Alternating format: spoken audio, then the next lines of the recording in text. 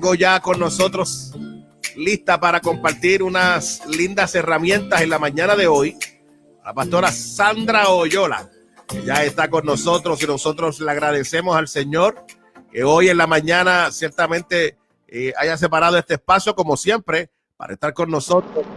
Pastora, muy buenos días, ¿cómo está? Amén, bendiciones, buenos días. Bueno, eternamente agradecida de nuestro Dios.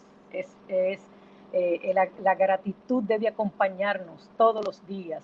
De acuerdo. No solo un día al año, todos los días hay que darle gracias al Señor. De hecho, el apóstol Pablo exhorta a que todas nuestras oraciones vayan acompañadas con acciones de gratitud. Y hoy es un día hermoso, cerrando esta semana y aprovechando, como tú dices, bien dices, este mes, pues vamos a hacer, vamos a aprovecharlo, ya que muchas personas sacan el tiempo para reflexionar y darle gracias al Señor, pues aprovechamos y permitimos que este mes esté orientado a las acciones de gracias a nuestro Dios. Y aquí estamos nuevamente con el tema Ministerio Intergeneracional. Saludamos a todos los pastores que son parte de este equipo y que enriquecen mi vida. Y doy gracias al Señor, como le dije ayer, por su obediencia al Padre Celestial en esta encomienda que le ha dado en este tiempo.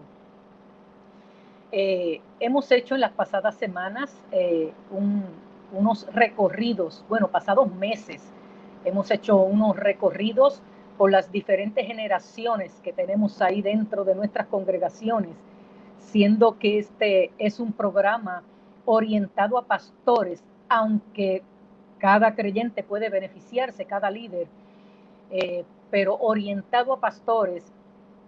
Hemos hecho este recorrido durante estos meses y doy gracias al Señor porque de alguna manera otros de los recursos también han afirmado y han complementado sobre lo que son las diferentes generaciones, sus características, lo que las experiencias de vida que les acompañan a cada generación. Entonces, escuchaba la pasada semana, no la anterior, porque yo no pude estar la pasada semana, al pastor Berrío nuevamente haciendo un repaso sobre las generaciones. Y qué bueno, porque vuelvo y repito, esto se queda en nuestras memorias, se queda en dentro de nuestro aprendizaje, lo que define cada generación. No obstante, el ministerio intergeneracional pues lleva como propósito cómo integrar esas generaciones. O sea, más allá de proveer herramientas a cada grupo, en cada necesidad particular, el Ministerio Intergeneracional se ocupa en integrar. Los niños tienen su programa, los jóvenes tienen su programa, cada generación representada en nuestra congregación tiene sus propias actividades, pero el Ministerio Intergeneracional, como hemos definido en cada programa, es el compromiso de la iglesia de agarrar esa diversidad de talentos, esa diversidad de dones y unirlos de manera complementaria para que crezcan juntos. Y estuve repasando estos pasajes bíblicos porque hemos tocado niños, juveniles, cómo integrarlos, cómo ayudarlos a cruzar esos puentes generacionales. Y dentro de todo este ministerio, el consejo del apóstol Pablo a dos pastores jóvenes, Tito y Timoteo. Y vemos el consejo del apóstol Pablo y también vemos representado ahí el ministerio intergeneracional. En el caso de Timoteo, le dice en el capítulo 5 de Primera de Timoteo, no reprendas al anciano con dureza. Le está hablando a un pastor joven. Y entiéndase, en nuestro tiempo, pastor o pastora que le ha tocado llevar esta encomienda, le dice a este pastor joven, no reprendas al anciano con dureza, sino exhórtalo con respeto, como un padre. A los más jóvenes, trátalos como hermanos, a las ancianas como madres, y a las jóvenes como hermanas, con absoluta pureza. Y le dice, debes ayudar a las viudas si éstas no tienen quienes les ayuden. Pero si tienen hijos o nietos, vemos la integración aquí generacional, estos deben hacerse cargo de ellas, porque esa es su responsabilidad. Empieza con los de su propia familia y así corresponde al amor de sus padres y abuelos, porque eso le agrada a Dios. La lista continúa, solamente quise tomar esos primeros versículos. A Tito le dice algo similar, al pastor Tito, le dice, predica lo que concuerda con la sana enseñanza, inculca en los ancianos el ser sobrios, serios, prudentes e íntegros en la fe, en el amor, en la paciencia.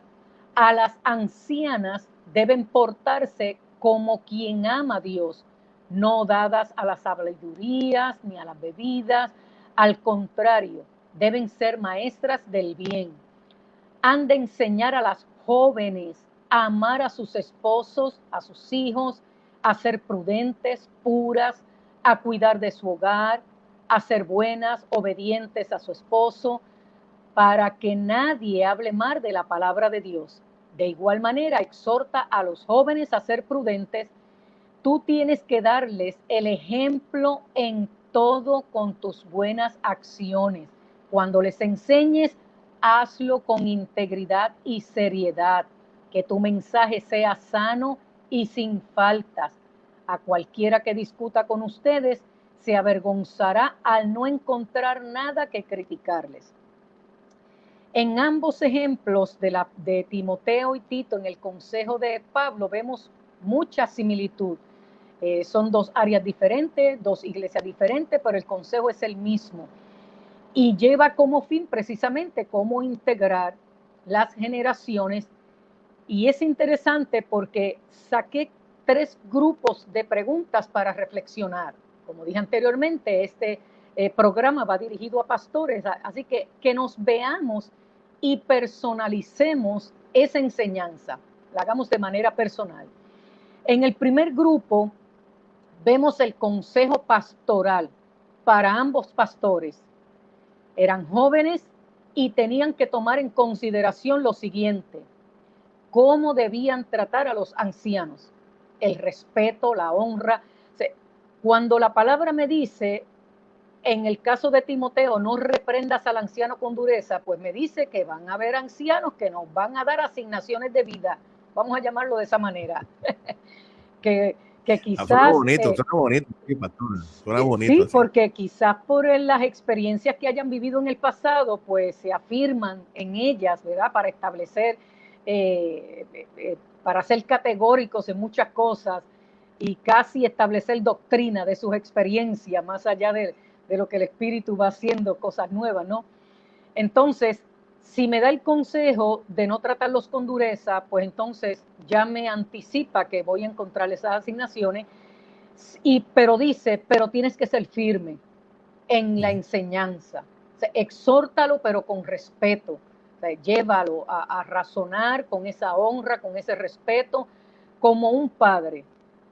Así que lo primero que debe considerar dentro del ministerio intergeneracional, tomando estos 2 contextos como ejemplo, es cómo debemos tratar a los ancianos en el momento de corregirlos o traerlos a ser parte de este ministerio intergeneracional para que no se nos queden marginados ni aislados.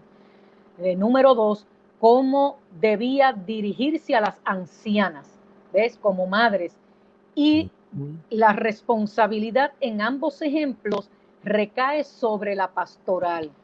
O sea, Pablo le dice, te toca a ti enseñarlas a ellas que enseñen a las más jóvenes.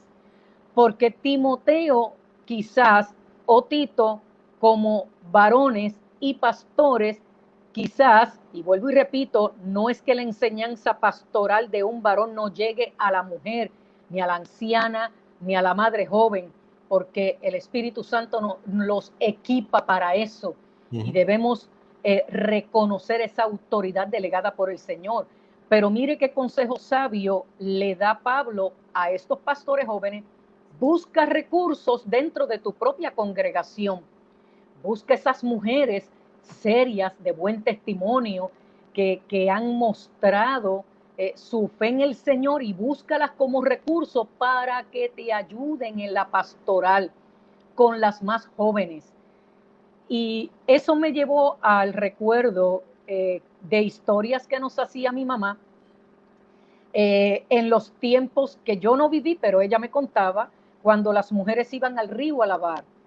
Y ella contaba cómo las mujeres bajaban en fila para los ríos a lavar, y eso era un día terapéutico porque ahí hablaban, se contaban las situaciones, se enseñaban, mujeres de oración, porque ahí se daba de todo, como dicen, como en los salones de estilismo, que se habla de todo.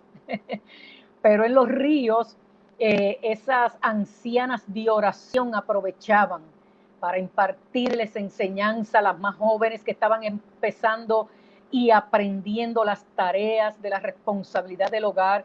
Y cuando mi mamá me hacía esas historias, mi mamá ya partió con el Señor, pero ella me hacía esas historias y yo recordaba posteriormente las enseñanzas con el doctor Hugo Serrano en la llamada Escuela Graduada Nacional de Consejería Pastoral, cuando, y cito una expresión de él, Hugo Serrano era un crucero, él hablaba de yolas, hablaba de barcos cuando iba a hacer referencia de recursos, pero en el caso de él fueron experiencias de aprendizaje buenísimas. Y yo recuerdo que Hugo Serrano decía, el mejor lugar terapéutico es la iglesia. Y siendo él un doctor psicoanalista, ¿no? Si mal no recuerdo, de los primeros en Puerto Rico, sino el primero. Así mismo, Entonces, él decía, el mejor lugar de terapia es la iglesia. Cuando esta mujer llega deprimida, decía él como ejemplo, y dice, yo no puedo más con la situación de mi hogar y yo creo que mira, prefiero morirme. Y cuando esta anciana se le acerca y le dice, mira, no digas una cosa como esa, vamos a orar, vamos a ayunar, vamos al altar. Y él usaba eso de ejemplo porque la verdad es que antes no habían tantos recursos, y no menosprecio los recursos que hay hoy y cómo la iglesia ha avanzado a prepararse en ese entendimiento de lo que es la consejería cristiana, lo que es la psicología cristiana y todo ese campo. Incluyo la neuroteología cristiana, que abraza tanto la neurociencia como la teología y las une en nuestros procesos espirituales y cómo el cerebro procesa todo eso. Pero gracias a Dios que la iglesia ha avanzado en este entendimiento y puesta en las manos del mejor terapeuta, que es el Espíritu Santo, que es el que realmente nos conoce, para lograr ayudar a nuestra población, a nuestros hermanos en la fe. Pero decía Hugo Serrano, esa era la mejor terapia.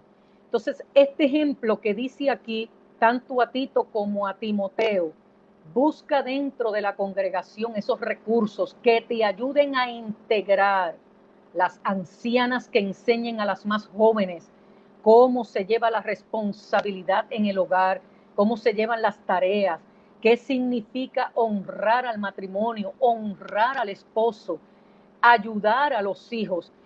Y vuelvo y repito este ejemplo, cuando la palabra nos brinda esas enseñanzas es porque precisamente surgen conflictos.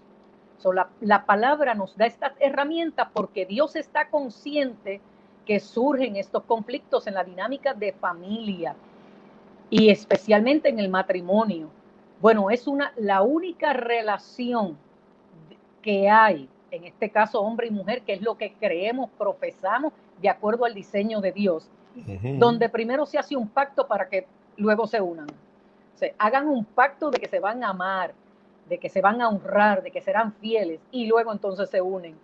No así ni con los padres, ni con los hijos, ni con hermanos. Pero volviendo a este primer grupo de preguntas, ¿cómo debía dirigirse a las ancianas? Lo que sí vemos es que Pablo responsabiliza a la pastoral a que enseñe, a que forme, a que use los recursos que tiene dentro de la iglesia misma para integrar las generaciones. Y dentro de ese primer grupo, ¿cómo debía conducirse estos jóvenes pastores con sus pares? Tanto jóvenes como jovencitas. Tenían que cuidar su testimonio, hacerlo con pureza, El segundo grupo de preguntas dentro de ese contexto es lo firme y perseverante que tenían que ser las enseñanzas y las doctrinas sanas. En este caso no podemos decir en la palabra porque el Nuevo Testamento no estaba recopilado como lo tenemos nosotros hoy, pero sí las enseñanzas que Pablo les estaba dando de acuerdo a los principios que dejó Jesús. Por lo tanto, ellos tenían que ser firmes en esas enseñanzas. No podían bajar la guardia en ese aspecto y usar esos colaboradores que afirmaran y reafirmaran esas enseñanzas.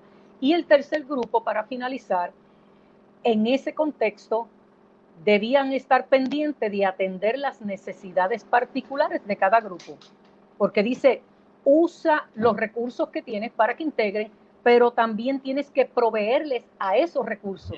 ¿Cómo vas a hacer con los ancianos, con las ancianas, con las viudas? Y Pablo es enfático con las viudas que realmente tienen necesidad, porque hay viudas que tienen sus familias y las familias tienen que proveerle para que esto no venga a ser una carga a la iglesia.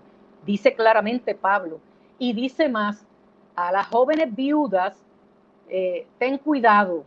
Dice él, ten cuidado con las jóvenes viudas, a menos que éstas se conserven, porque mi consejo realmente es que se vuelvan a casar.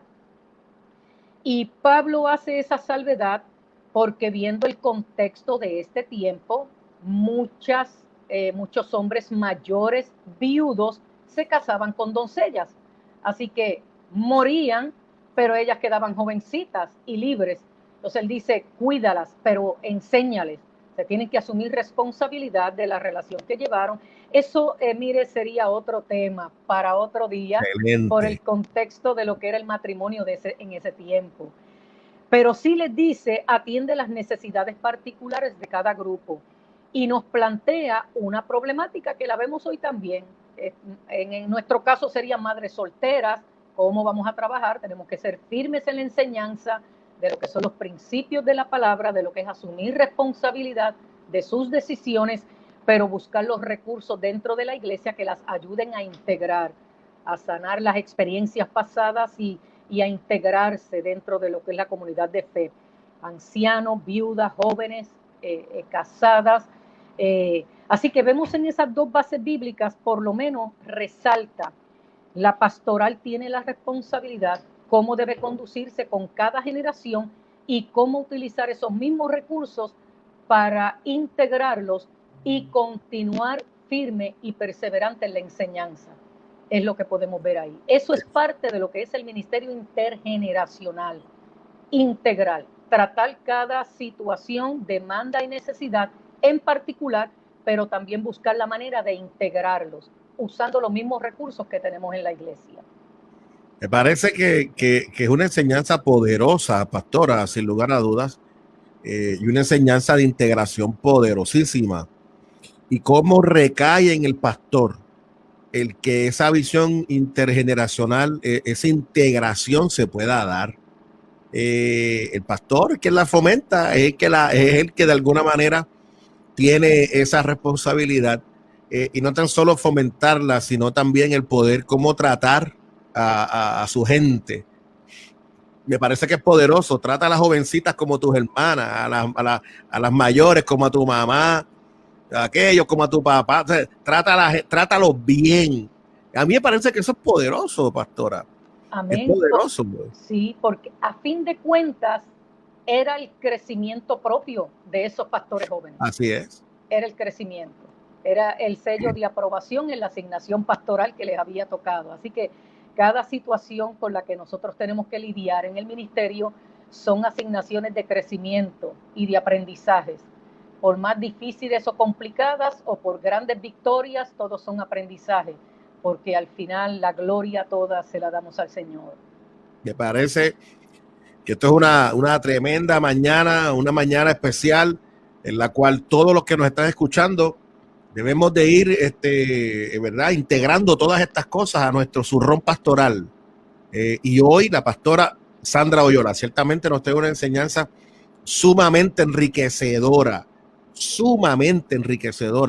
y ciertamente como parte de la tarea pastoral, el nosotros poder fomentar esa integración en la experiencia de la comunidad de fe. Pastora, como siempre, siempre herramientas poderosas que usted ciertamente comparte con nosotros y cómo Dios le usa para bendecir la vida del ministerio. Sin lugar a dudas, gracias por bendecirnos, pastora. Y esperamos, y es nuestro deseo y nuestro ruego al Señor, que Dios le continúe bendiciendo y que ayer haya comido mucho pavo. Probamos un poco. Sí, en el núcleo familiar y Así con es. todas las medidas correspondientes, entendiendo que en la obediencia hay bendición. Nosotros hicimos lo propio también, pastora. Nuestro núcleo familiar aquí tranquilito, nosotros aquí en casa, así lo hicimos también. Así lo hicimos también. Y voy a decir esto, pastora, con mucho cuidado y con mucho respeto.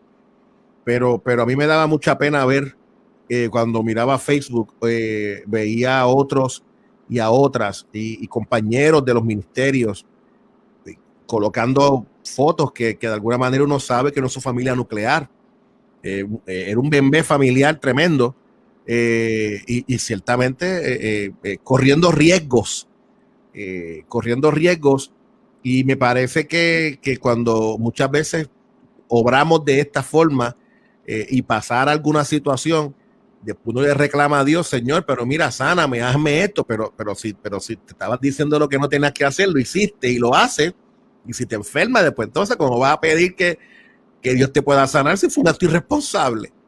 Sí, definitivamente, y a veces, ¿verdad? Añado, estamos en esta cuña de tiempo, pero añado, a veces vemos solo un ángulo, pero en el caso mío personal, y hablo desde mi carácter personal, tengo familia que está directamente vinculada en el trabajo de hospitales y son la primera línea. Tengo familias, un cuñado específicamente que es doctor, mi hija trabaja en una torre médica. Tengo familia que está directamente en la primera línea de servicio y debemos considerar, están agotados, están sumamente agotados y a veces pues atender el paciente que lamentablemente le tocó algún contagio, pero cuando es por negligencia y por no considerar, pues es difícil porque ahí están ellos con ese compromiso. Cuando llegan a sus casas, el protocolo que tienen que hacer, porque tienen su familia en sus casas que también tienen que cuidar, y hay que ver ese lado también. Así que el cuidarnos, pastora, el cuidarnos nosotros y ser responsables es una manera de nosotros cuidar a estas personas que están en la primera línea. Amén, a eso me refiero. Es una manera de nosotros cuidarlos, de nosotros darles un respiro. Cuando yo me cuido, también los cuido a ellos. Exactamente. Los cuidamos. Pero así que yo sé que ¿verdad? Lo que dije, yo sé que pues, no está fácil y temprano en la mañana uno disparar algo así, como que no es nada sencillo, pero ciertamente hay que hacerlo, tenemos una responsabilidad social de nosotros poder decirle a la gente y decirle aún a nuestros hermanos y hermanas que aunque nosotros profesamos a Dios y nosotros creemos que Dios nos sana, pero Dios nos sana irresponsabilidades nuestras.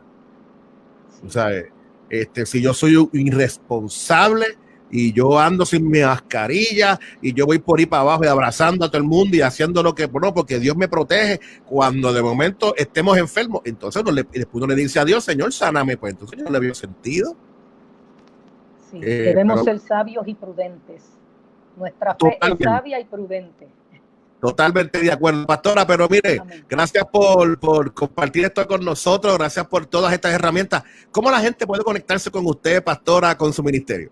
Amén, allí estamos para servirle en el rinconcito del sureste de Puerto Rico, Humacao. En el Centro de Discipulado Mundial, en Humacao, Puerto Rico. Allí pueden acceder a nuestra página por Facebook y allí pueden ver nuestro ministerio y comunicarse con esta servidora. Así que tengan un lindo y bendecido fin de semana. Amén. Pastora, que la pase bien y que tenga también usted un tremendo fin de semana para la gloria del Señor. Un abrazo fuerte. Amén, amén. Igual.